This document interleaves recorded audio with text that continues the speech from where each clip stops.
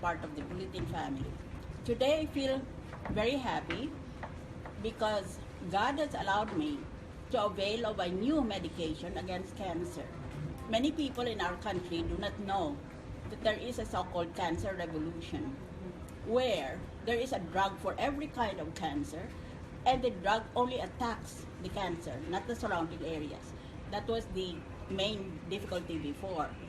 It's very targeted, and the result is that today, modern medicine no longer looks on cancer as a sentence of doom.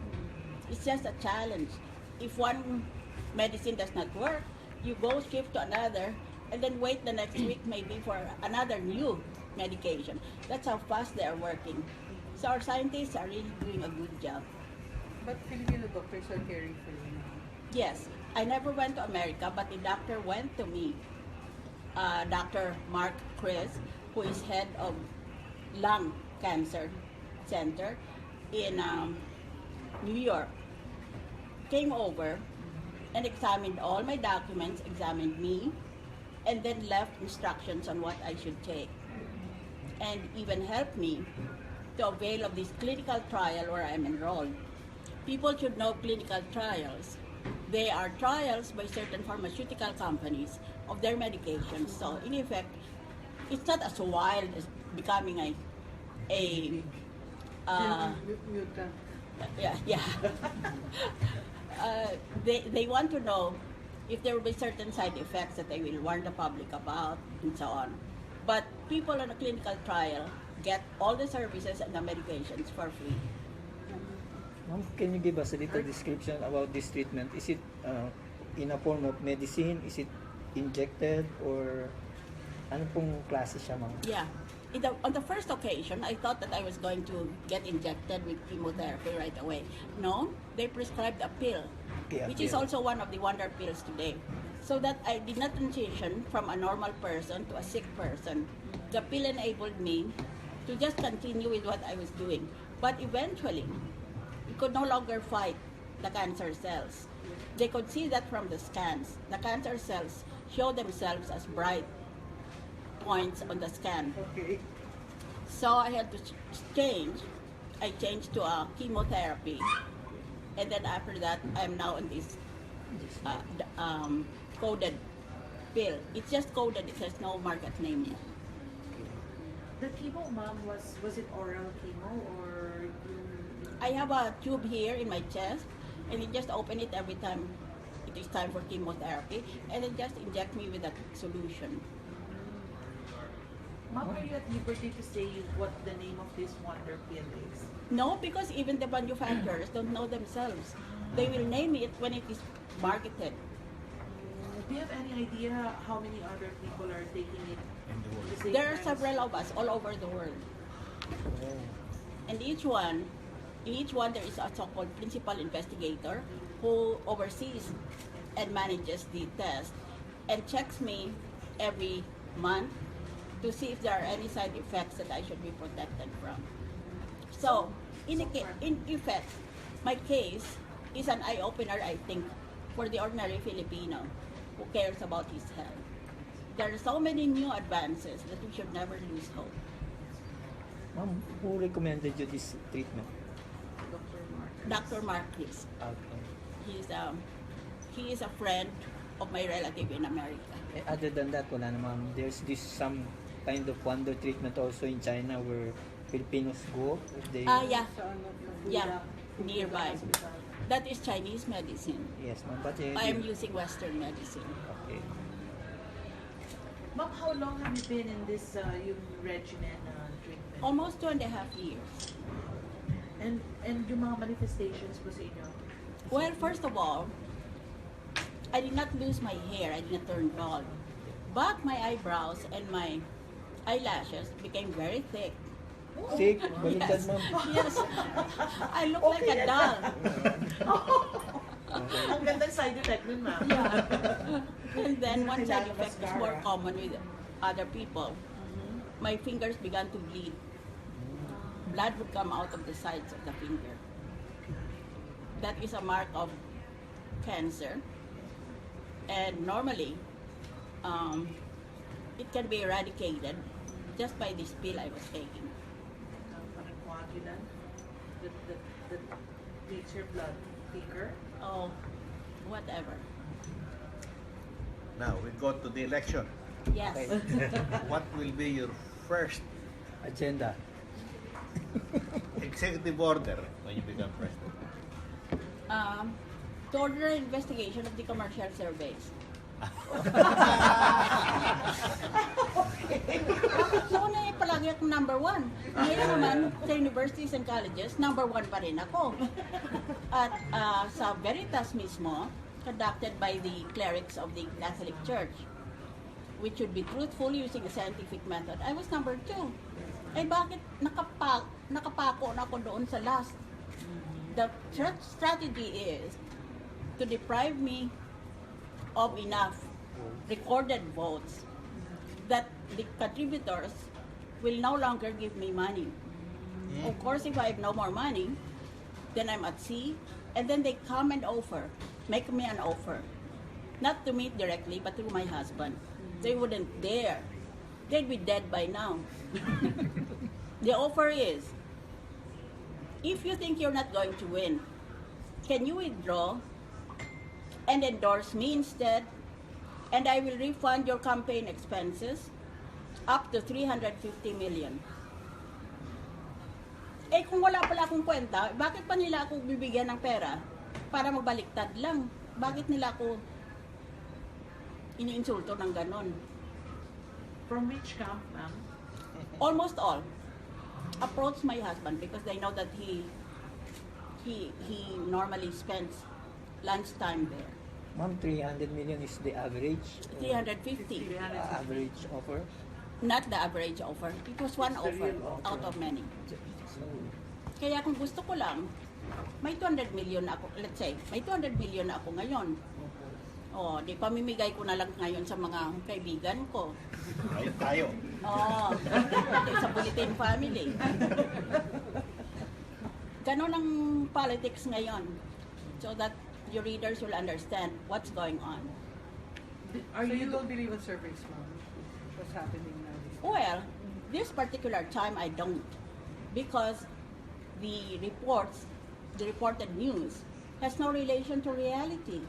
How can I be number one in every university in the Philippines, in every province, wherever you go in the archipelago, and not rate under these commercial surveys? And the danger is that these commercial surveys, if we allow them to operate like this, will eventually become the kingmakers, not the voters of the Filipinos.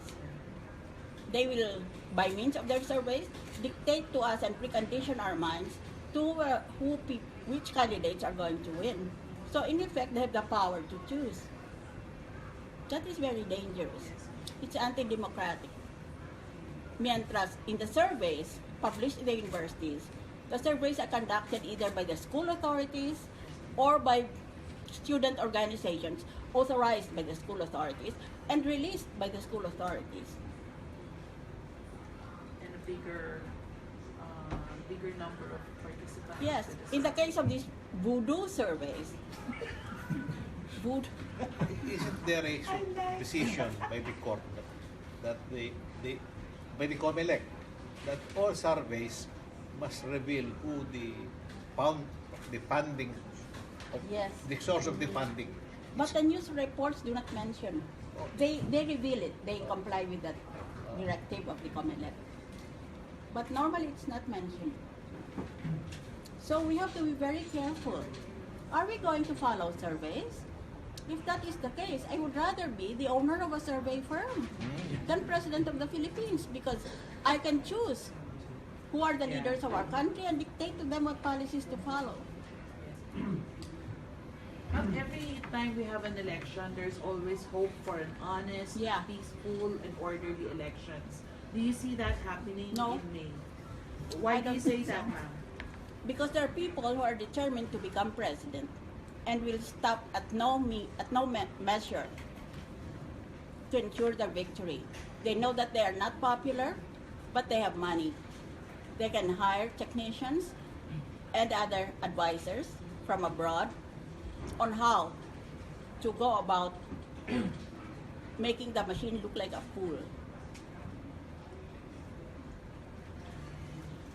Ma'am, may I ask, if not you, who would you want to sit as president on June 3rd? Well, from what I know of them by now, I don't have any answer to your question. Wala sa Nakita ko na kasi ang palakad nila eh. Ma'am, you've been through several presidential elections. How would you describe the group now, the candidates, Oh, the set of candidates, ma'am?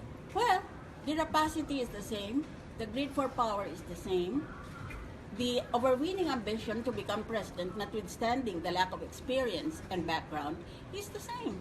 So, it's basically an expression of human nature. Human nature wants always to aspire to higher heights. And unfortunately, if they are not modified by moral values, there is no end to their wickedness. Parang gusto nilang maging presidente talaga sila, maski anong gagawin at maski anong gastusin. Yun ang mahirap dyan. I ran for president because of my age. I'm already 70. So, I figure that until I'm 76, I'll be good with all my distilled wisdom from all the three branches of our government. I've served in the judiciary, in the legislature, and in the executive branch. But if it is not my fate, then I will turn to other areas. What areas are these? International law. Instead of this presidential campaign, I'm supposed to be presiding now as a judge of the International Criminal Court. But I got cancer. So I thought, maybe this is God's way of communicating to me. Do not go to International Criminal Court, stay in your own country. So if I stay here, I may as well join the battle for the presidency because I think I have the competence. I have no illusions about the presidency. It is not a glamour job. It can tear your nerves to pieces. The intrigues and the internal controversies surrounding your own group or party are almost too much to bear. So, I don't envy the person who, if not me, will become the president. I remember one former president who called for me in Malacanang, and the moment I approached him, there were just the two of us, he said, "Ayoko na. Hindi ko akalain ka dito pala." Those are the words of a sitting president. Was that FBR, ma'am? No. Was that ERA, ma'am? He would never call me and I would never go. Was that Estrada, ma'am? I don't want to reveal his identity. Okay. Ma'am, if ever you land in Malacanang, who would compose your cabinet? Oh, I will choose, of course, the best and the brightest. There should be an in-depth study Yes. of the best persons to constitute that. But I would like, if possible, to lay down the general guideline that half of the cabinet should be below 40 and half above 40, so that there will be a mix of the young and the old in the cabinet. Ma'am, can Do you... you have Yeah. anyone in mind, ma'am, in particular, right? No. Ma'am, can you describe the involvement of the youth now in the electoral process? Oh yes, it's so much more impassioned and emotional. The young people have gone to college and they know they have their own opinions of what is right and what is wrong. So they are now more vehement in their expressions. And I do not know if I can check them properly if I'm not proclaimed president, if the young people will again rise to arms. They did in 1992 when it was said that I had lost it.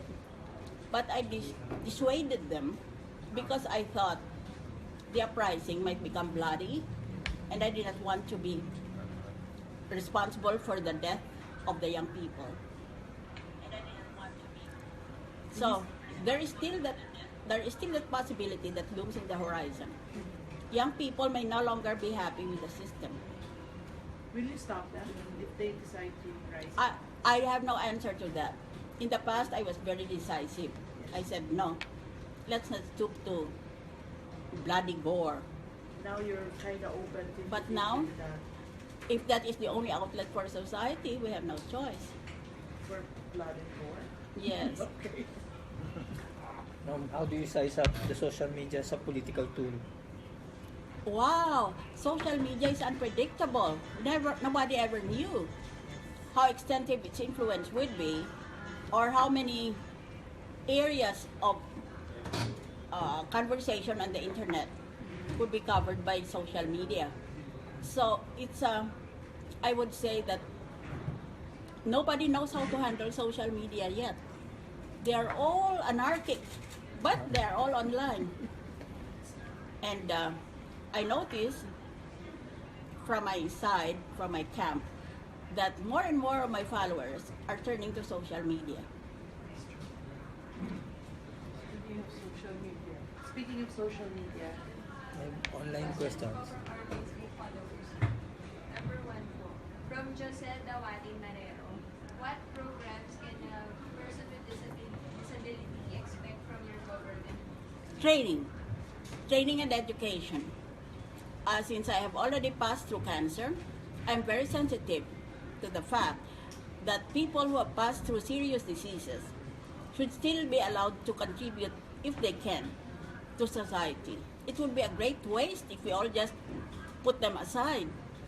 So I will provide training and education for the disabled, and then I will provide for a connection with business firms that will enable them to find early employment.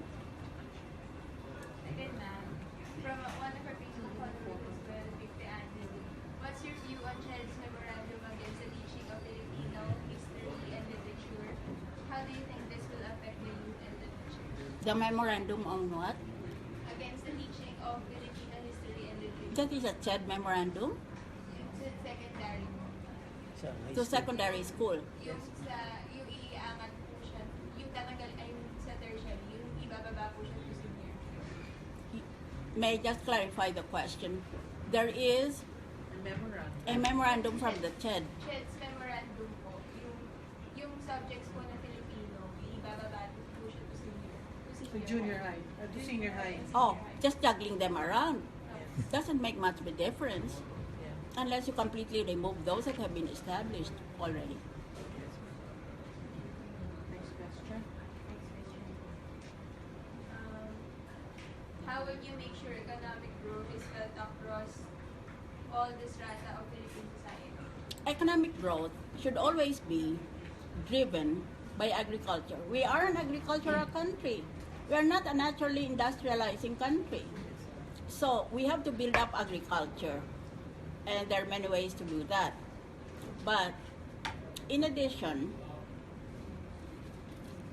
we have to make sure that the productivity that ensues goes back to the people. So it should be a lopsided percentage in favor of the consumer as against the owner of the manufacturing establishment. For the good of the nation, name names on those who allegedly bribed you 300 million to back out of the business. Ano ito, Senado? For the good of the nation? Come on, you must be pulling my tail. Get out of here. Next question. From our netizen again. Do you have any concerns about the effects that can harm the environment and our natural resources because of industrialization? Industrialization, oh yes.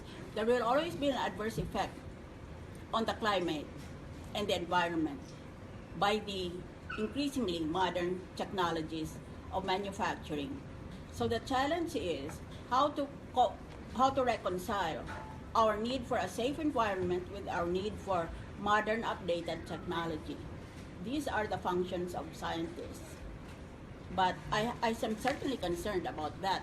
And I want a full implementation of the Clean Air Act, the Solid Waste Management Act, and all the other laws that we have passed in Congress, legislating a clean environment. I want to say also that I am deeply concerned about mining firms because we are involved in mining gold. In my view, there are enough mining firms. Magpakita muna sila ng resulta nila in terms of taxes to our government. Pagkatapos, there should be a strict implementation of the law that requires them to return the surface of the earth as it was when they found it. Hindi pwedeng bubutasin lang nilang ganyan, alis sila, tapos ganyan na lang na ang itsura. So, we have to have a law that places a limit on the annual production of gold.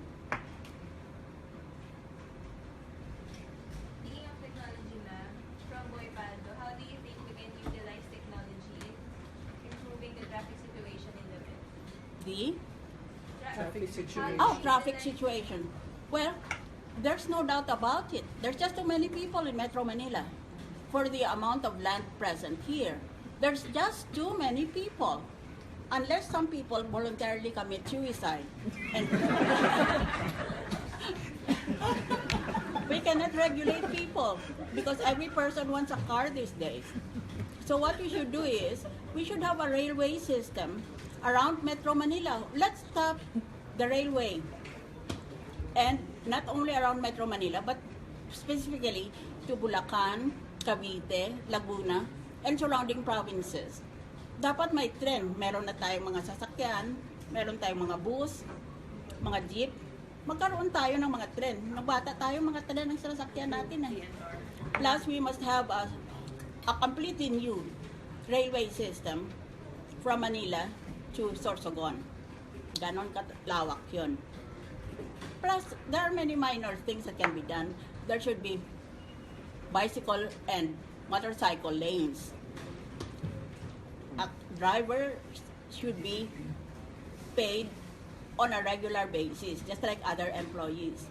One of the reasons there are so many traffic accidents and traffic violations is that the drivers are hoping to make more for the day so that their percentage of the income will be higher. They don't have fixed salaries. From Francis Pryor, what is your stand about children being neglected by their parents? Oh, I have a pending bill now in Congress that protects these children. But that's already outlawed by the Family Code and the following laws that implemented it. Child care and protection is already enshrined in our legislature. Who is this young man? Our Editor of the Tempo. Ray Oh, Bangkon. Ray Bangkon. Ray. It's always early. Or the deadline. Next question. Next, from Chris Mina po, Facebook follower din po, ipapakulong niyo po ba si Pinoy gaya sa nangyari sa 44 in elected president? Nangyari sa Sa 44. sa 44. That would be very difficult. You're asking me in my capacity as a frustrated judge of the International Criminal Court. Is he, as a former head of state, personally liable for what were executed during his term by inferior military officers? It's unlikely. Kasi there must be a direct nexus or connection between the order of the head of state and the action, the criminal action that is complained about. From Albina Hamora, why Bongbong Marcos? Oh, well, first of all, when I decided to run for president, other competent vice presidential candidates were already spoken for. Meron na silang mga partido.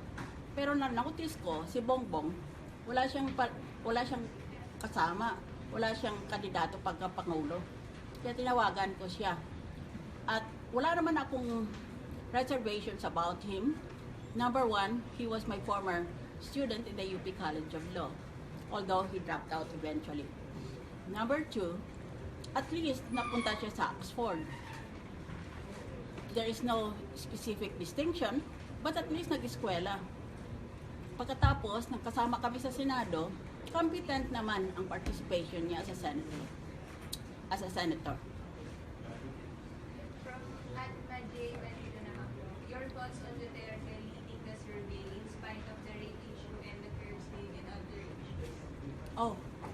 depends on the commercial surveys.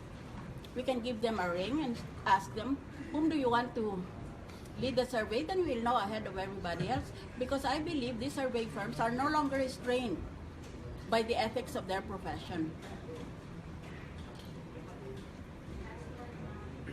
What is your message to each of your fellow candidates from Miriam Defensor? We are engaged in the ultimate effort in a democracy, the effort to hear what every single individual voter wants to hear from his government. So instead of lecturing down to our people, we should spend more time listening, to, especially to the youth who are very vocal and very noisy, as you know. So I believe that this is just one more occasion for the young people to evolve as an electoral force. I hope it will not descend to physical violence. Ma'am, we have a segment here where we mention specific topics, national issues. Tapos, on top of your head, what's the first word that comes to you? What's the first? First word po that comes First to you word. when you hear these topics. It's like Okay. fast talk. Yes, po. Number Okay. 1, divorce bill. Divorce bill, yes. Same Bakit mo pilitin silang kasama pinapatay na nilang isa't isa? Maganda yung larawan ng nagmamahalan, pero kung divorce, they can be homicidal. Bayaan mo na lang. As long as the grounds for divorce are properly strict, so that young people will not be misled into using it as an experiment. Same-sex marriage. Same-sex marriage that is not yet allowed under our Constitution, and more specifically under the Civil Code, because the Civil Code defines a marriage as a relation between a man and a woman. I have no objection to same-sex marriage if these legal obstacles are first worked out. But right now, it's illegal in our country. Well, they can just live together. What's the big deal? Boy, get married. Maybe for inheritance or adoption. Okay, next time. BBL. BBL. BBL bang sa moral law? Ay, hindi pwede sa akin yon. Dahil, ang ginagawa niya sa kanyang mga provisions ay sub-state. Magpapatayo sila ng sarili nilang estado. Ngayon, sa ating constitution, ang allowed lang sa local governments at the most is regional autonomy. That's why for me, BBL is completely dead in the water. It's unconstitutional. K to 12. K to 12. K to 12. I don't know if that is such a wise move. And for example, I am told that at least 70,000 teachers will be thrown out of their jobs. So we don't necessarily have to do what everyone else abroad is doing. We should restudy this. I think it merits revisit. Kidapawan. Kidapawan, more specifically about Yung farmers. dispersal. The First farmers. line Oh. of dispersal. militarization. Well, first of all, you have to demilitarize the private armies. And second, those who are charged with similar offenses or crimes should now be speedily sentenced.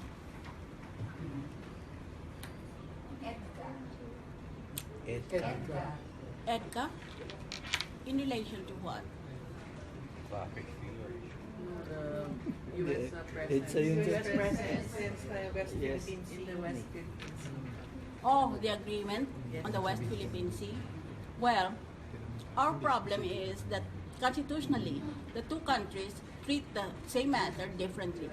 In our case, an attack on any of our capital cities will be treated as an attack on the metropolitan territory. In the American case, they don't. So, if something happens and we follow that rule, it will be unfair to the Philippines. Plus, when they execute a treaty, they have to have the concurrence of the American Congress. But in our case, no, it's the reverse. They have to have the concurrence of the Philippine Senate, I mean. So, may balakid pa yan. The treaty has to hurdle that obstacle. But in their case, they allow their president to enter into not a treaty, but an executive agreement when there is no defined difference between treaty and executive agreement. So, talo tayo doon. Because if the U.S. government doesn't want to assume responsibility for any of its actions, it can just say, well, it's just a mere executive order or administrative order or something below the nature of a treaty. Masyadong matinik yung mga Amerikano na yun. Buti na lang marami rin naka-eskwela sa Amerika. Next, climate change. Climate change. First of all, there is still the threshold question of, is there really climate change? Because there are some disbelievers. My view is, yes, there is inevitable climate change, and the earlier we prepare for it, the better.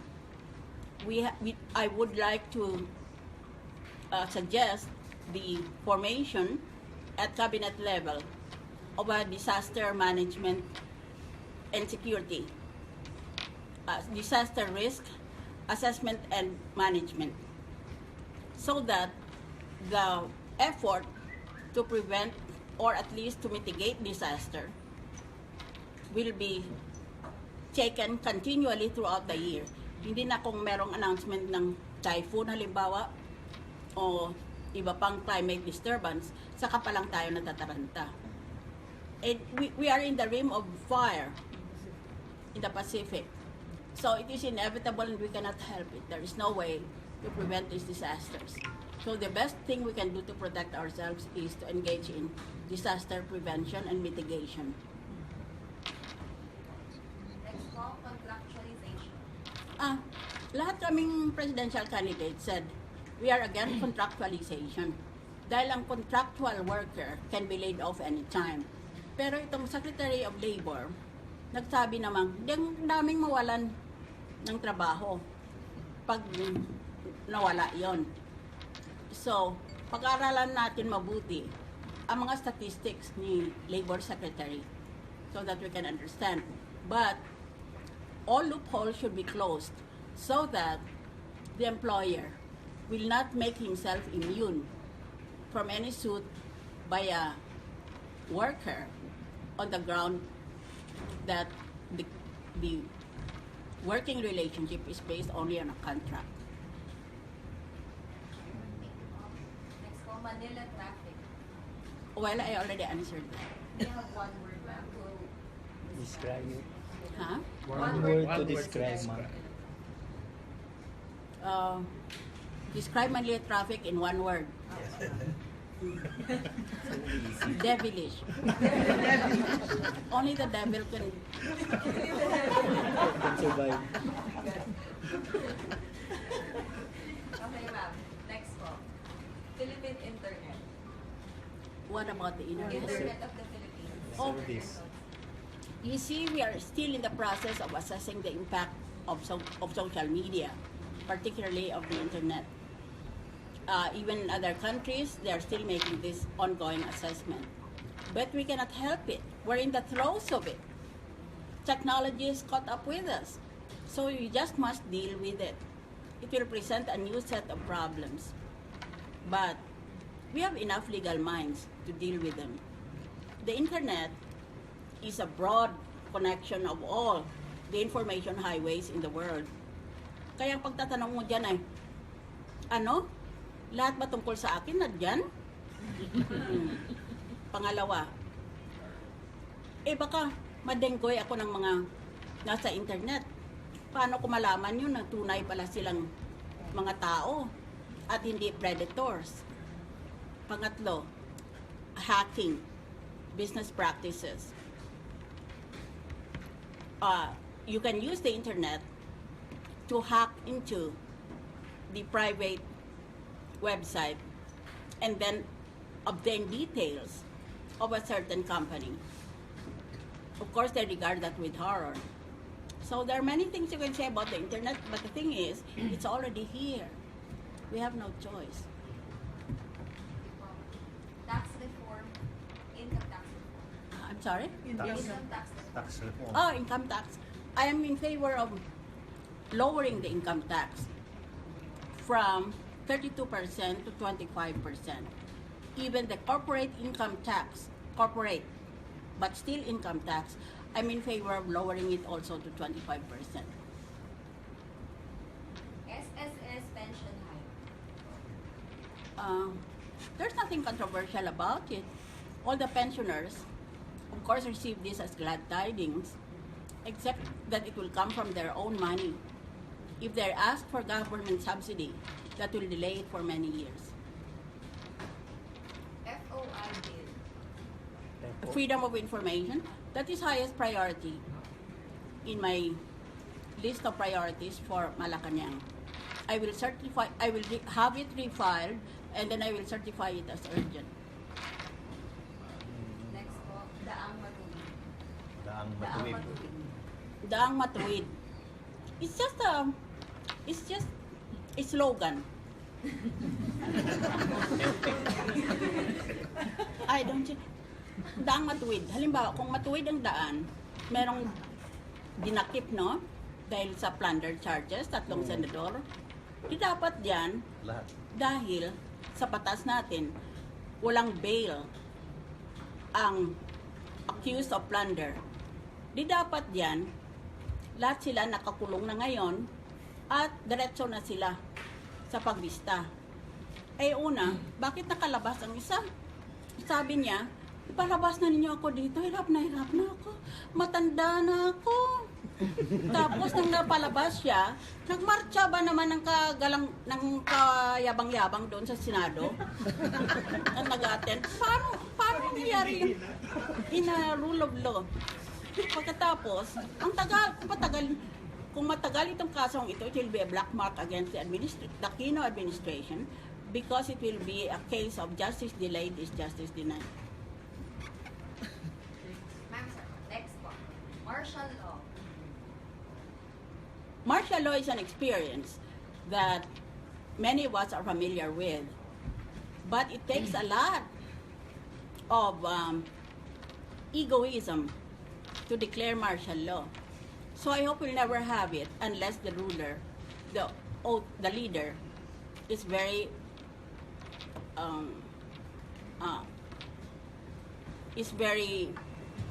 narcissistic. Martial law is just the expression of a frustrated soul.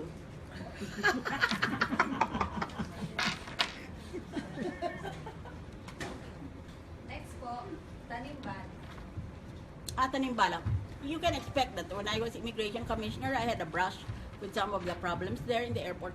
Alam mo ba, na ang mga empleyado ng Bureau of Customs, Bureau of Immigration, ay nagpapatayan, nagpabarilan sila para lang ma-include sila na mga empleyado sa airport. Napakayaman ng mga naka-assign sa airport, nagpapatayan sila. Dahil, hingan mo lang halimbawa, ilan ang by the thousands ang dumadaan sa airport. Kaya araw-araw ganun na thousands ang kikitain mo.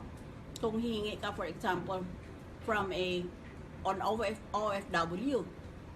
So you can just imagine how criminally malign the atmosphere is. I went to work there one time. When I was immigration commissioner, I acted as an immigration teller, and I had someone time me so that I could set the regular standard of time for the immigration employees to process papers.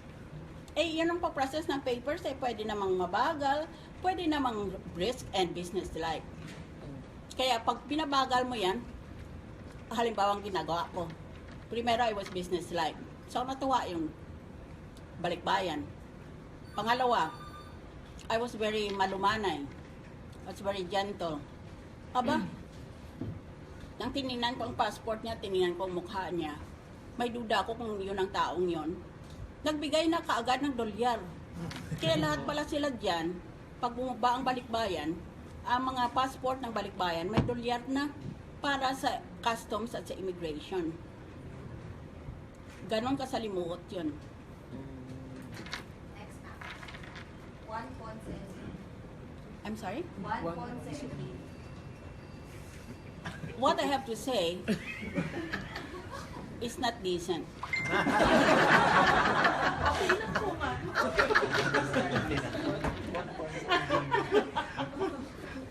you want to say more? No? Hi. We have all the time in the world. No? Okay na. Ma'am, ngayon po, kasalukuyan meron 30,000 viewers tayo at this very moment. And so, may nagtanong po na narinig ko kasi ngayon tungkol sa internet na binanggit niyo po. Have you heard of the wehaveyourdata.com, yung recent leak po ng Comelec na information ng mga voters? Sa tingin niyo po, paano po maapektuhan nun yung credibility ng Comelec?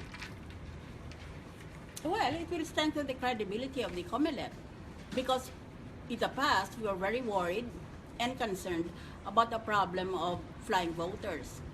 This is a technological advance that will help us to eliminate flying voters.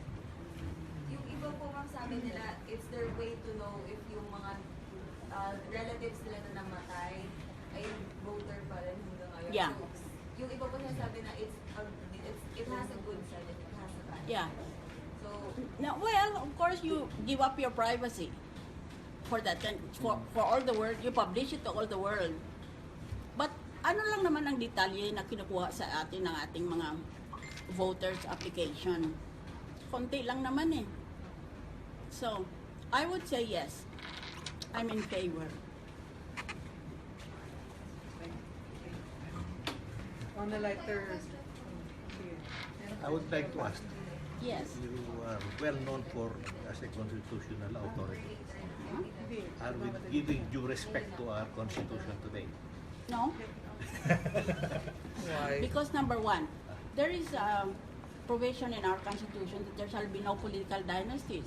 Sabi niya, the law on political dynasties shall be passed by the legislature. Kaya yun palang intent, nakikita na natin anong intention at ang hangarin ng ating constitutional framers. Hindi pa rin tayo gumagawa ng anti-dynasty law dahil yung mga dynasties sa Senate at sa House, ayaw. Apektado kasi sila. So, that is the way in which we view our Constitution. We are not ashamed when we are confronted with the fact that our actions might be in direct violation of constitutional mandates. Just because indirect yung paglagay sa Constitution does not mean that it cannot be done. In fact, it is an indication that the constitutional framers wanted political dynasties to be outlawed. Sana ginawa na lang nila. Mahirap yung mga provisions sa legislature shall do this, shall do that. Ay kung ayaw ng legislature dahil apektado ang mga kasapi niya. Ma'am, how do you define political dynasty?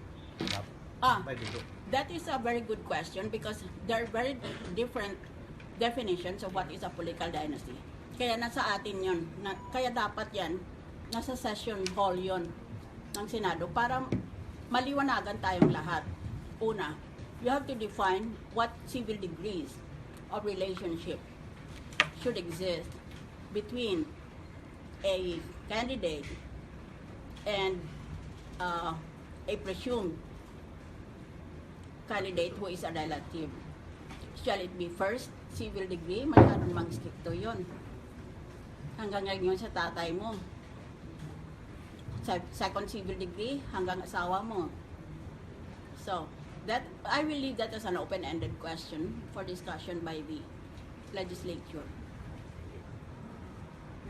Ma'am, sa mga Facebook followers po namin, sa social media po namin basically, ang dalawa pong number one candidate na laging favorite ng crowd or ng netizens, si Cao and si Duterte. So, ano po sa tingin nyo yung edge nyo kay Duterte? Kasi mas mataas po kayo sa kanya ng He's been very polite and gentlemanly about me with all the questions thrown to him by the press. For example, in the presidential debate, he was assigned to interpellate me because there was a time when the candidates were asked to interpellate each other. You would think that there would be hostile questions or embarrassing questions, but he said, I declined to interpellate her. because I don't see anything wrong. So, what I can say about him is that in his term as mayor, he has produced a sense of orderliness and decency in Davao. Davao is the Philippines' largest province. So, it takes quite a turn. Plus, I've always visited him in his house. His house is always very humble. He lives in a humble neighborhood. He does not live in a gated subdivision. I think that's why people like him. Because maliwanag naman na hindi niya pinipera yung kanyang kinikita sa gobyerno. Okay? We have a website for it's called Every Life, and it's dedicated for millennials. So we have medyo live questions for you. Okay, number one, tagged as the Iron Lady of Asia, what superpowers would you want to have in real life to solve the problems of the government? Oh, the power to stop people to death. Pag tinuro kong ganyan, patay.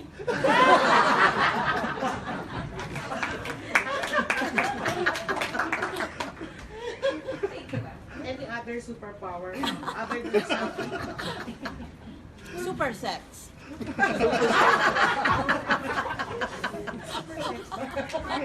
Sense po. Super sense. Okay, next po. When it comes to life and love, would you take the risky choice or play safe? Will you take the risky choice Or play safe? or play it safe? Oh, I always like to go out on a limb. I will take a choice. With Durian being a big, you know Durian, ma'am? Duterte is a and combination Miriam. of Duterte and Miriam. Well, I heard of it. Yeah. Yes, Ang please tell us. love team po on social media. Okay. With Durian being a big hit to everyone, especially the youth, what can you tell to all of its supporters? To all of What's it. your message to the supporters. supporters of Durian? Oh, Durian. in what order will it come? Duterte Miriam or Miriam Duterte? Near door na. Near door. Riamdo. Last time. Well, we have similar characteristics in certain aspects. We are very plain speaking, although I don't use as racy words as he does. And there is no public reputation of dishonesty, although there has been an accusation by Senator Trillanes, as you know, against him for alleged unrevealed bank accounts. But otherwise, that's why we are compatible, because we have many traits in common. The first time we met each other was at lunch in his house. He took out his gun, laid it on the table, and said, "This is my gun. Let me see yours."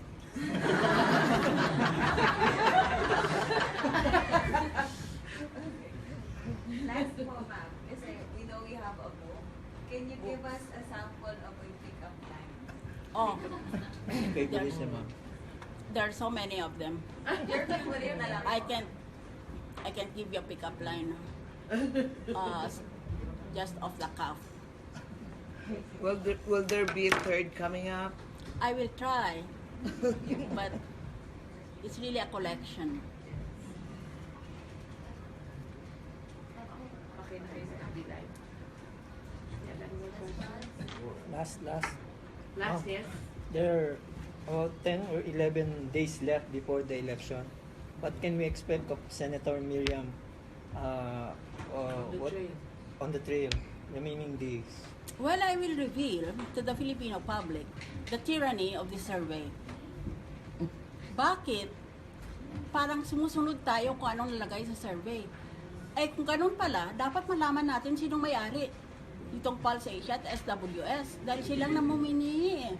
Silang makakaroon ng bentaha. They're taking away the right, equal for every Filipino, to have a say on the selection of his leader. Because they will make him believe, they will precondition his mind that certain figures are already leading in the survey. That's what I will do in the last few days of the campaign. Does it help? Yeah. The survey? Does it help Well, or it sways the voters? It depends on who the voter is. Intelligent voters wouldn't even pay it a single thought. But massa voters would be considerably influenced. Leo? Ma'am, if you become the next president of the Philippines, what will have become of our country by the time you step down in 2022? I mean, how do you envision I would the have country? worked so honestly, so competently, with pure dedication, that by 6 years after I have assumed office, every one of us will be able to stand in any platform in international circles and say, I am proud to be a Filipino.